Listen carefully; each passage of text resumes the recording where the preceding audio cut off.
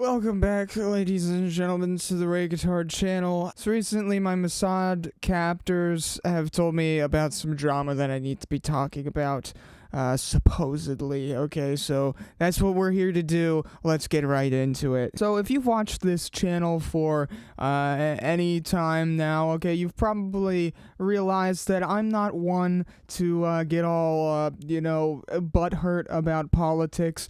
And recently, the United States election has occurred. It's a crazy time. There's a bunch of people celebrating, a bunch of people screaming. I'm so glad you guys got your cheap ass groceries and your cheap ass fucking gas, cause you're fucking broke as shit. You're fucking broke. You're fucking broke. I said I'm fucking being serious. You're fucking broke. And everyone's acting like it's gonna be the end of the world or it's gonna be the greatest thing that has ever happened in history. Okay, so since Trump won the election, we're cooked. Yup. I'm gonna be leaving the U.S. and I'm gonna be moving to Hawaii. So we'll see how it goes.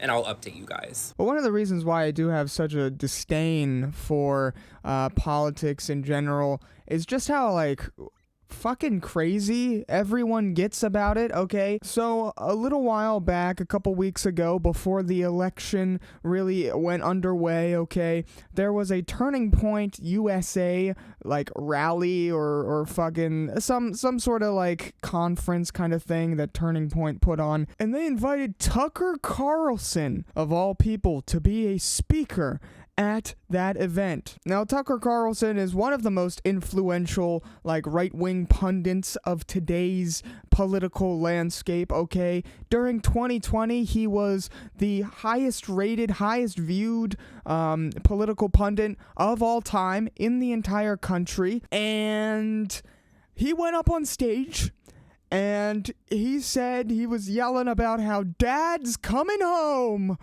and the bad little girls need a good old vigorous spanking. If you allow your 14-year-old to light a joint at the breakfast table, if you allow your hormone-addled 15-year-old daughter to slam the door of her bedroom and give you the finger, you're gonna get more of it. It's not good for you, and it's not good for them. No. There has to be a point at which Dad comes home.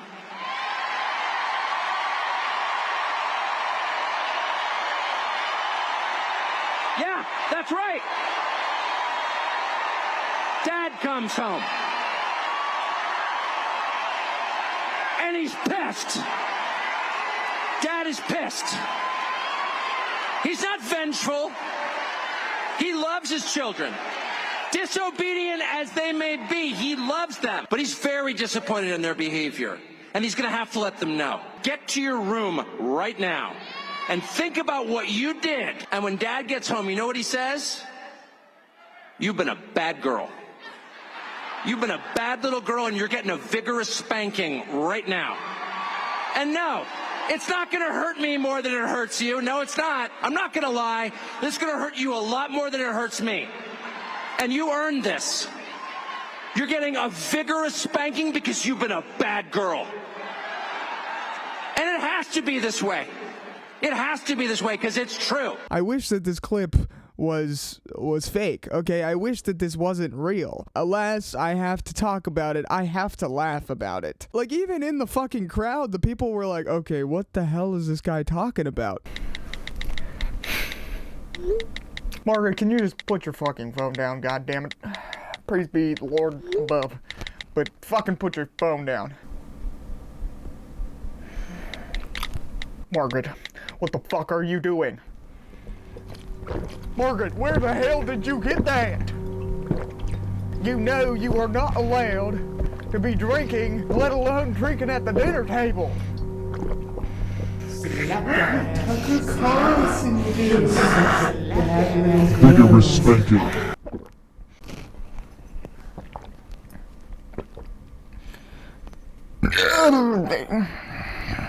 That's fucking it. Oh, you've been a bad girl. You've been a bad little girl. Oh my God, you're a bad girl. And to think that this guy was like one of the leading voices of the right-wing movement, it's kind of crazy, okay? I don't know, now he's just talking about fucking bad girls getting spanked, I guess. Like, it would be one thing if I went around saying it, okay?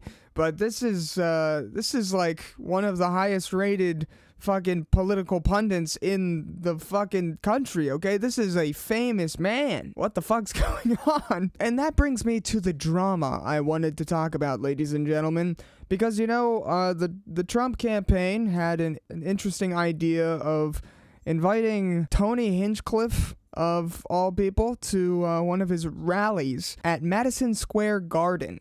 And to say the least, it didn't go the greatest for Tony, okay? He got a lot of pushback, a lot of hate. Mainly because of this Puerto Rican joke where he just called Puerto Rico a floating pile of trash. There's a lot going on. Like, I don't know if you guys know this, but there's literally a floating island of garbage in the middle of the ocean right now. Yeah. I think it's called Puerto Rico. Okay. All right. Okay. We're getting there. Now, again, normally I don't follow the national anthem, everybody. This isn't exactly a perfect comedy setup.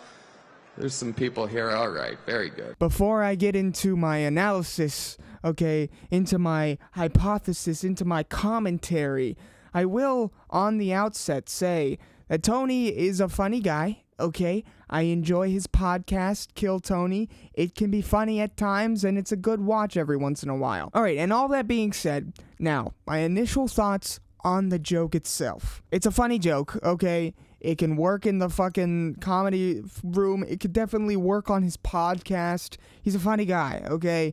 I don't think he's the greatest stand-up that has ever lived. Okay, but definitely, you know, he's funny from time to time. And this joke was definitely a funny joke, okay?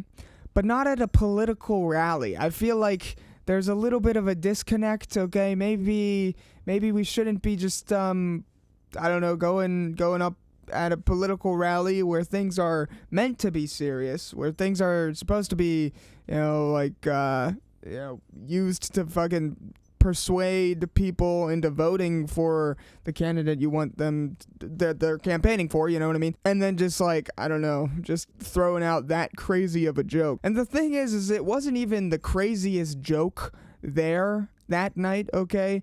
He told a way crazier one in the set where he pointed out a guy in like the front row or out in the crowd and pointed to a black guy, and he was like, yeah, me and him were hanging out last night, and we were at a Halloween party at his house, all right? And we were carving watermelons. And it's like, all right, heck yeah, it's a cool black guy with a thing on his head. What the hell is that, a lampshade? Look at this guy.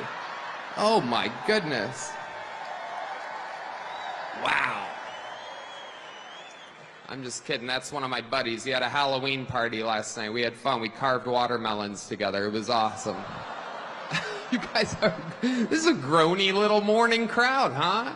It's like, whoa, bro, what the fuck are you saying right now? Time and place, man. Time and place. Maybe that's not the greatest idea to throw that one out there, okay? But this clip got tweeted out by Harris HQ, and, you know, they thought they had something, okay? It got 30 million views, which kind of insane. It probably got more at this point, but they thought they had something, all right? They thought they won this at this point. You know, I mean, hey, this is a political rally, ladies and gentlemen. How are you just gonna be out here calling Puerto Rico a pile of trash? And, you know, even fucking Tim Walz and AOC were on a stream together where they reacted to the clip, and they were just like, who the fuck is this guy? Who the hell is this man? This guy's fucking crazy, dude. What the fuck? He just called Puerto Rico trash, dude? That's fucking crazy, bro. These are terrifying. Absolutely wild times. It really, really is. And, you know, there's a lot going on. Like, I don't know if you guys know this, but there's literally a floating island of garbage in the middle of the ocean right now. Yeah. I think it's called Puerto Rico. Okay. All right. Okay. We're getting there. No. Who is that Jackwad? Who is that guy? Actually, I think that's Tony Hinchcliffe, which is super disappointing. I mean, I don't. He's a comedian. I don't Yeah, but follow look, this Trump, like this crew issue very with Puerto closely. Rico But again. I saw it. This was when he went down after Helene, the horrific hurricane, people there, everybody coming together. We sent helicopters down from Minnesota and personnel. You know how you do this during this? And in the first hours, Trump complaining about the response. Does anybody remember how he responded to Maria in Puerto Rico? Dude. It was absolutely horrific. Down there insulting people, throwing it. Look, I know that the folks who are on here today understand this. People in Puerto Rico are citizens. They pay taxes and they serve in the military at almost a higher rate than anybody else. yeah, I mean, it's like super upsetting. Obviously, it's super upsetting to me. My family is from Puerto Rico. I'm Puerto Rican, and like the thing that is so messed up that I wish more people understood is that the things that they do in Puerto Rico are a testing ground for the policies and the horrors that they wish to and that they do unveil in working class communities across the United States. And I need people to understand that when you have some a-hole calling Puerto Rico floating garbage, know that that's what they think about you. That's just what they think about you. It's what they think about anyone who makes less money than them. It's what they think about the people who serve them food in a restaurant. It's what they think about the people who fold their clothes in a store. Like, You're dude, right. are you serious? The Like, are privilege you of being- serious? Yeah, the privilege of being on this campaign is traveling across the entire country. There are hundreds of thousands of Puerto Ricans across in battleground states that need to send them a message on this.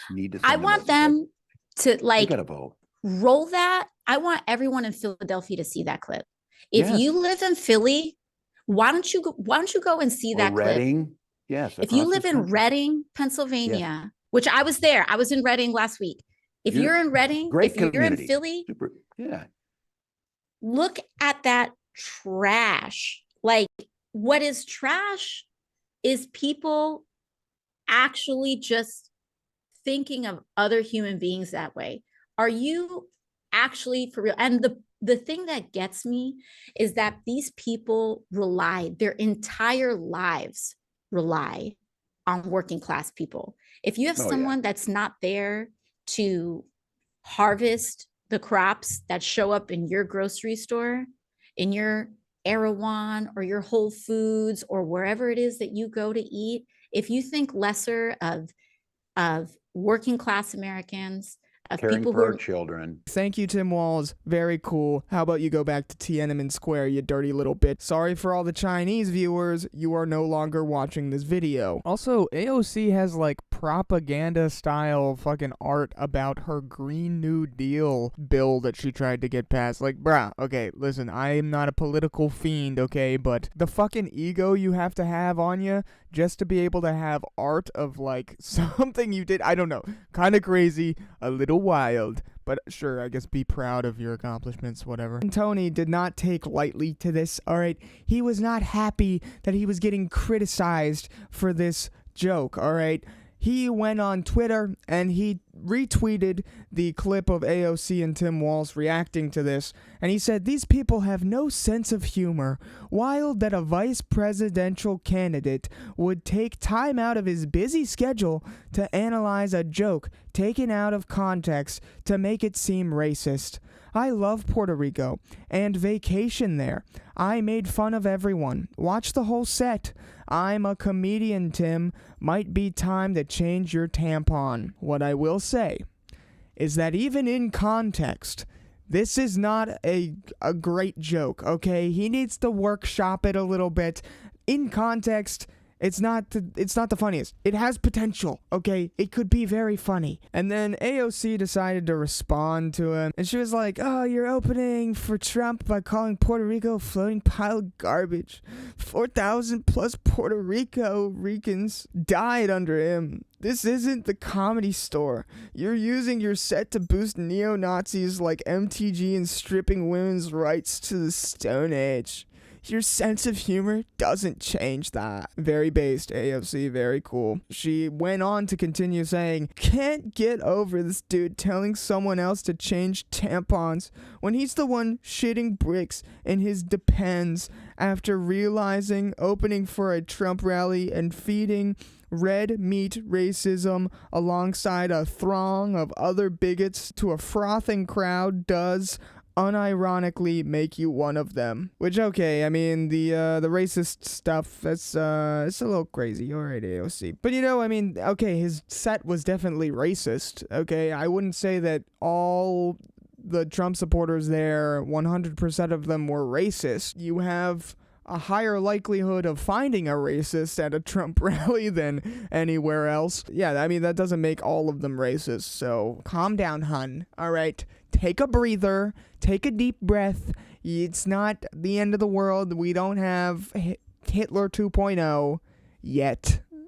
Hey, and if, since he did win, ladies and gentlemen, since Trumpty Dumpty did win, hopefully he can rescue me. Hopefully he can rescue me from this deep, dark Mossad dungeon one day. I'm praying to the great Lord, God Emperor Trump.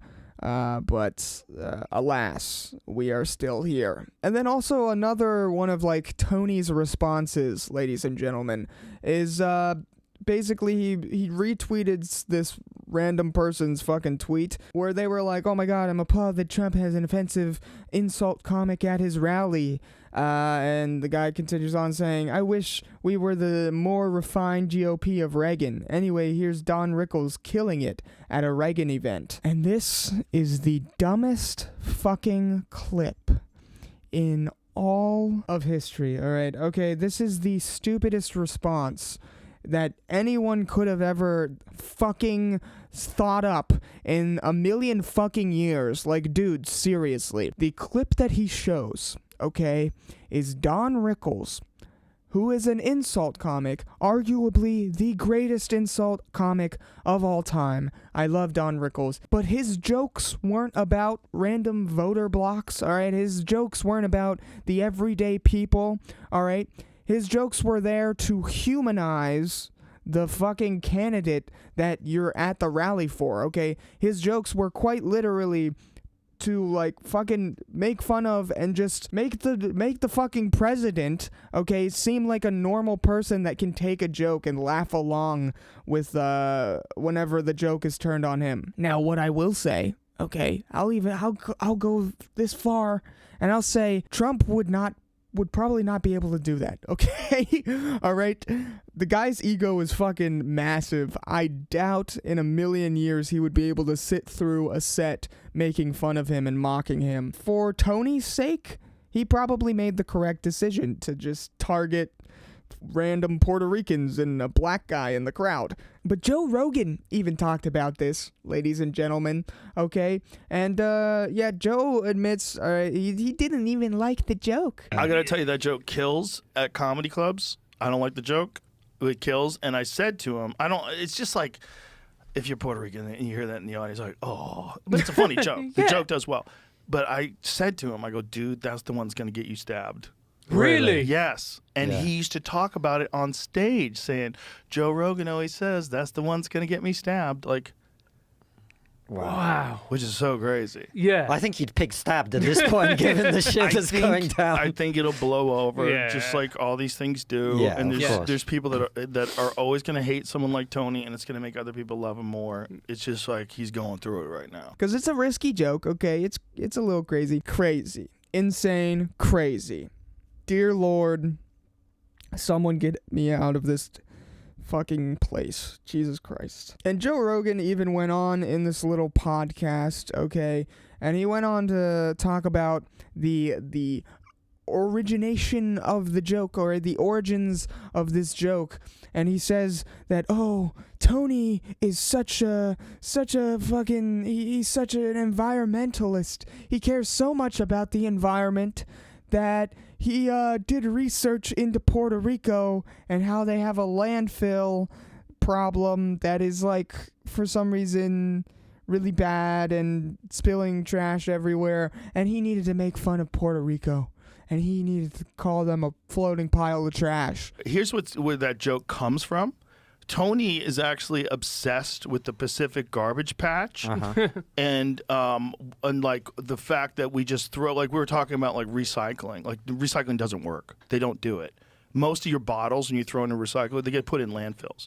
So there's a landfill in Puerto Rico that's way overflowed. Puerto Rico has a legitimate trash problem because they're on an island. Like, where are you going to put it, right? There's all these people living on that island. Where are you going to put it? And so they have landfills. Their landfills are way over capacity. So that's where the joke came from. Right. Like, the joke came from, like, Tony being environmentally conscious about recycling. Yeah, they don't seem to have taken it that way. But Even if that was true, all right, I'll grant him a little bit of charity and say, okay, that's a fair, truthful statement that you're going out on a limb and defending your buddy on, Joe. Okay, you're doing it. Okay, you did it.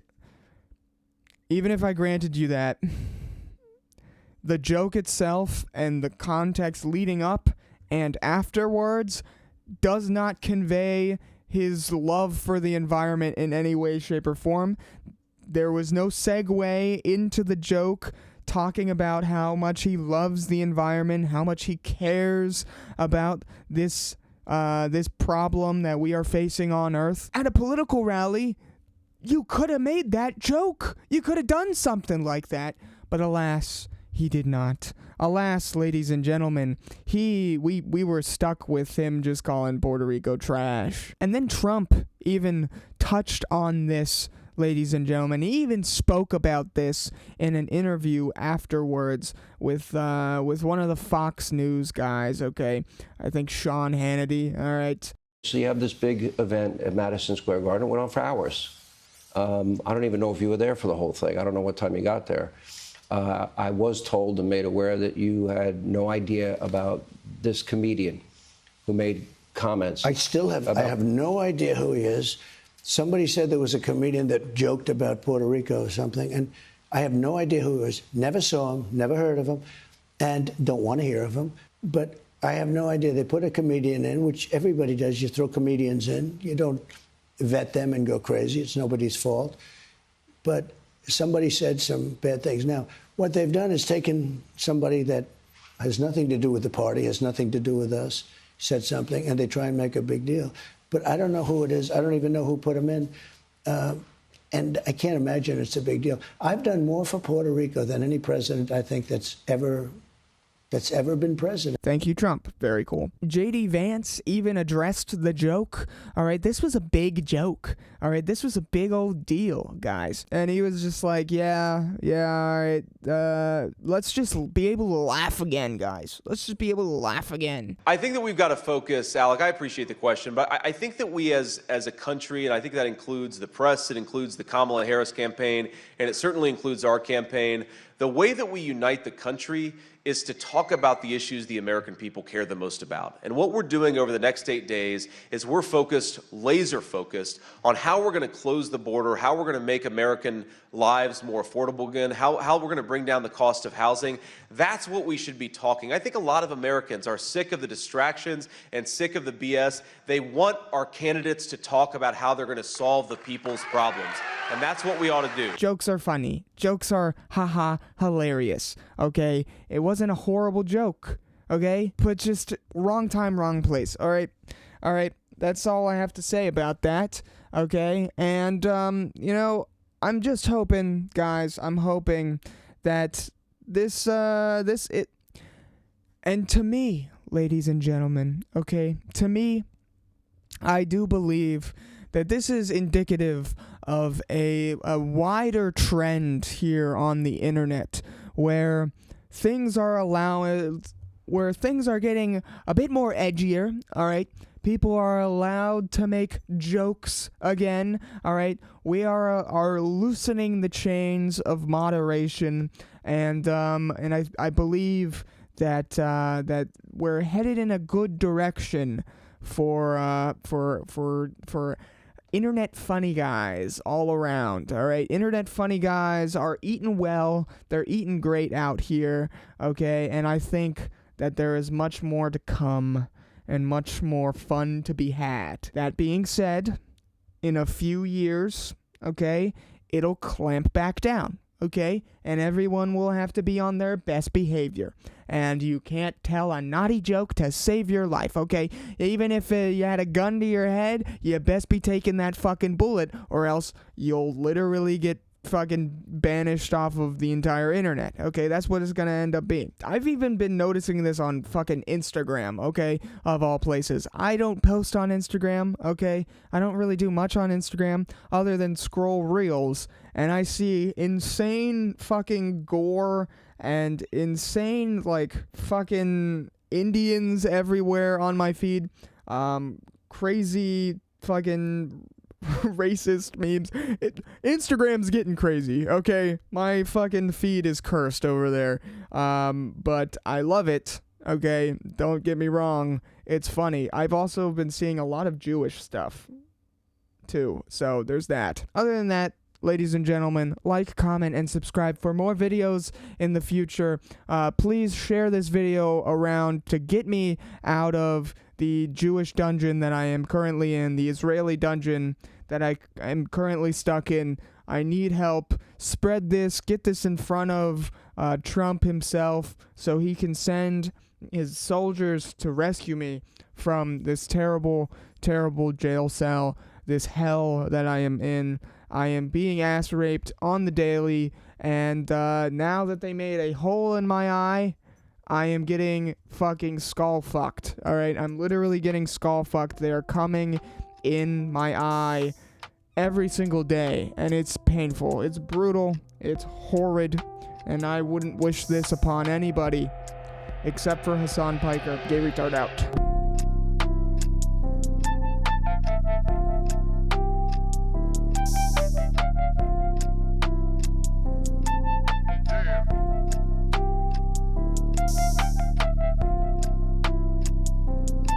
When we standing on business, I'm a big stepper. Underground methods, top-notch hoes, get the most, not the lizard.